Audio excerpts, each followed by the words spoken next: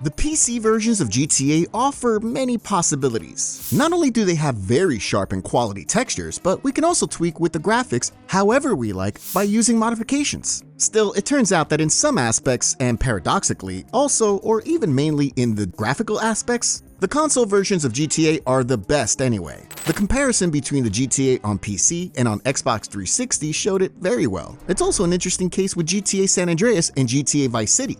However, today, our main hero is GTA 4, and playing that game on the 7th generation consoles was something very special.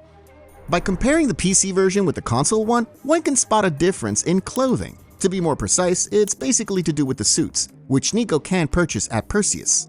On PC, it doesn't look bad, but upon comparing it with the choice we've got on the consoles, one can quickly change their opinion. On PC, in the central part of the shop, we've got suits which barely differ from each other. The differences are pretty minor. In turn, on the consoles, we've had various colors to pick from, and the suits themselves were unbuttoned, which also revealed the tie. Some suits resembled coats and perfectly suited the thread with Francis. You know, they allowed you to fully immerse yourself in that police detective atmosphere.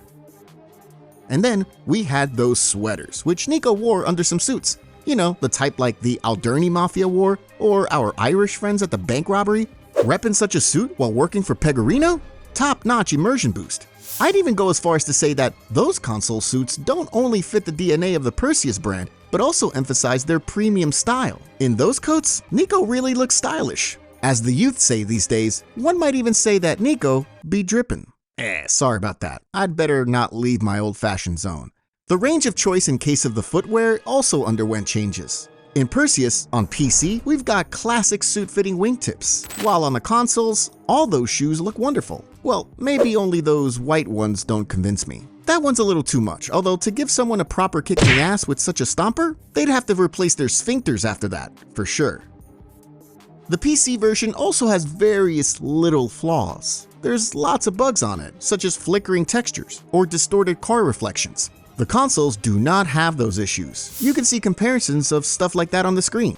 Mirror reflections, misplaced hitboxes, for example in the Rancher car, or ill-chosen textures like in the Sanchez, which uses the lit headlight texture even if the lights are off. A reverse situation takes place in the Ballad, where the exclusive vehicles always use the turned-off reflectors textures, even while they're on. Another thing that surprised me is the lack of animation of interacting with the homeless. On all three platforms, it's possible sometimes to give a beggar some cash. On PC, however, for whatever reason, there's no animation. We just have cash subtracted from our account and maybe hear some dialogue.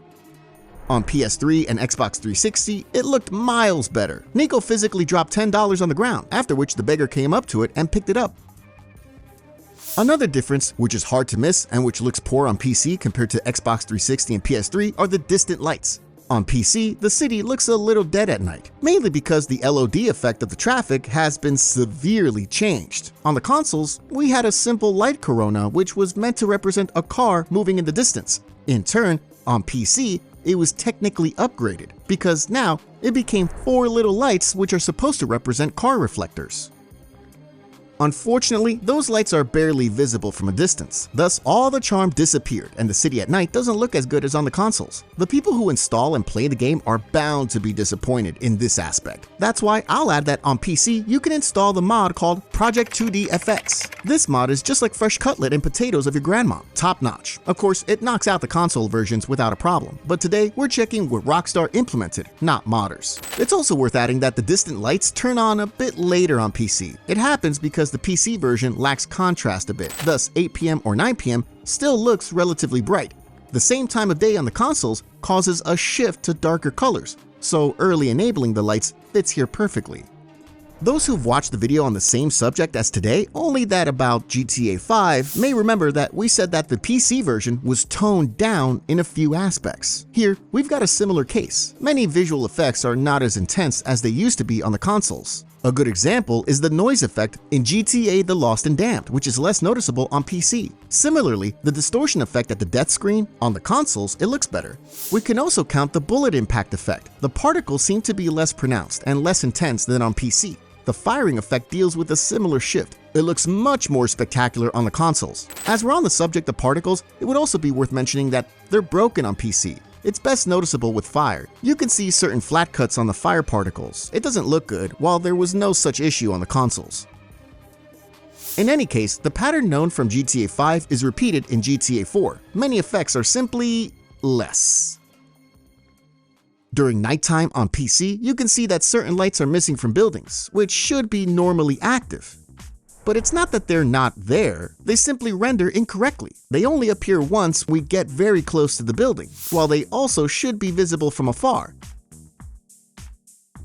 The color palette, we've talked about this a lot while discussing GTA 5, but GTA 4 could perhaps demonstrate how much of a downgrade the PC version is compared to the consoles even better. What's more, it's an element that accompanies a player at all times, which is why it's worth discussing. While testing various weathers on all three platforms, one can arrive at a very clear conclusion. First of all, the PC version is defeated by the initial releases in terms of the appearance and atmosphere. Secondly, the console versions also differ from each other. It's clear that the Xbox 360 version was designed to match the atmosphere of the game as much as can be. The colors are colder than on PS3 there. Also, some graphical aspects, such as transparency of certain objects or skin reflections, are better on Xbox. Then we've also got the volumetric lights interacting with objects, which feature is available only on the Xbox 360 version. And another exclusive feature on this platform is the sea foam, which appears when the water hits the coast. The PlayStation 3, on the other hand, went with a less realistic, yet a lot more artistic approach, a style very typical of Rockstar.